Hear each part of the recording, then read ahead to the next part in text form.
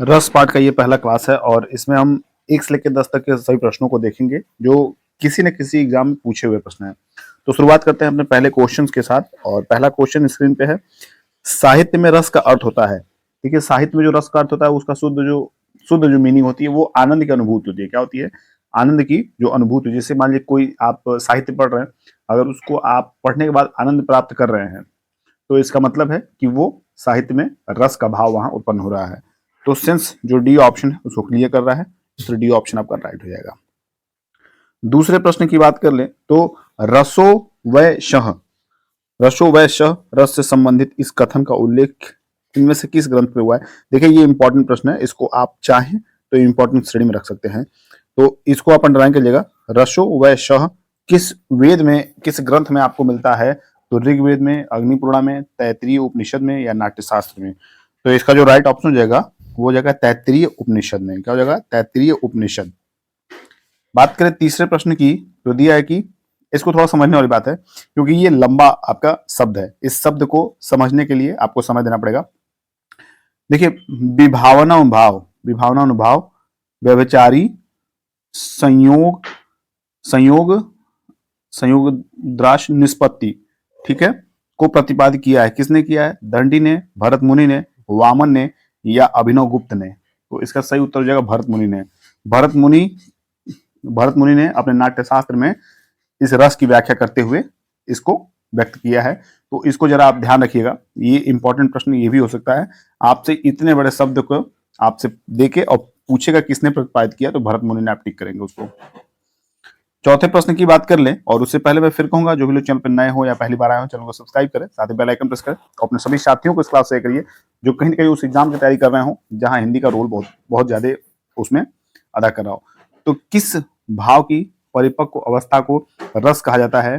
तो अनुभाव कहा जाता है या विभाव को या संचारी भाव को या अस्थायी भाव को? तो आपको जानना बहुत आवश्यक है कि अस्थायी भाव को परिपक्व अवस्था कहा जाता है। क्या कहता है? रस का जो है परिपक्व अवस्था अस्थायी भाव को कहा जाता है। अस्थायी भाव की परिपक्व अवस्था को रस कहा जाता है। मानव हृदय में कुछ भाव जन्म काल से ही स्थायी रूप से विद्यमान रहते हैं जिन्हें अस्थायी भाव कहते हैं। समझ गए? तो अस्थायी भाव, इस तरह डी ऑप्शन क्लियर हुआ। पांचवें प्रश्न की बात कर लें। भरत मुनि ने रस सूत्र का विवेचन अपने किस ग्रंथ में किया है? भरत मुनि ने रस सूत्र का विवेचन अपने किस ग्रंथ में किया है? तो ऑप्शन है नाट्य दर्पण, नाट्यशास्त्र, हृदय दर्पण या उपयुक्त में से कोई नहीं। तो नाट्य शास्त्र में किया है। किसमें किया है? नाट्य शास्त्र में किया है। याद रखिएगा कि रस सूत्र का जो विवेचन है भरत मुनि ने वो किसमें? नाट्य शास्त्र नामक ग्रंथ में किया है। अगला क्वेश्चन छठा नंबर का है। क्या है कि रस निरूपण के प्रथम व्याख्यात थे। रस निरूपण के प्रथम व्याख्यात कौन थे? तो भरत मुनि थे। याद रखिएगा भरत मुनि। भरत मुनि आपके बहुत ही इंपॉर्टेंट पॉइंट है, इनको अगर आप अच्छे से पढ़ लेंगे तो आपको हर हाल में एक प्रश्न इससे देखने को मिलेगा, यानी कि 1 नंबर जो है आपका हर हाल में इससे फिक्स होगा। सातवें प्रश्न की बात कर लें तो दिया है कि वाक्यम रसातम, रसातक काव्यम कहने वाले आचार्य हैं। तो इसको आपको बताना है। तो इसका जो ऑप्शन है वो मम्मट है, विश्वनाथ है, भरत है और राजशेखर है। तो जो सही ऑप्शन हो जाएगा वो विश्वनाथ हो जाएगा। याद रखिएगा विश्वनाथ ने वाक्यम रसात्मक काव्यम, इसकी जो है कहने वाले जो आचार्य थे वो कौन थे? तो विश्वनाथ जी थे, आचार्य विश्वनाथ। अपने किसमें? साहित्य दर्पण में। किसमें? साहित्य दर्पण में। तो बी ऑप्शन राइट हो जाएगा। आठवें की बात कर लें तो दिया है कि सही विकल्प चुने। सही विकल्प चुने। अब देखिए रस के बाद आपको यहाँ ऑप्शन दिया है, मतलब फिल इन द ब्लैंक्स है, इसको चुनना है।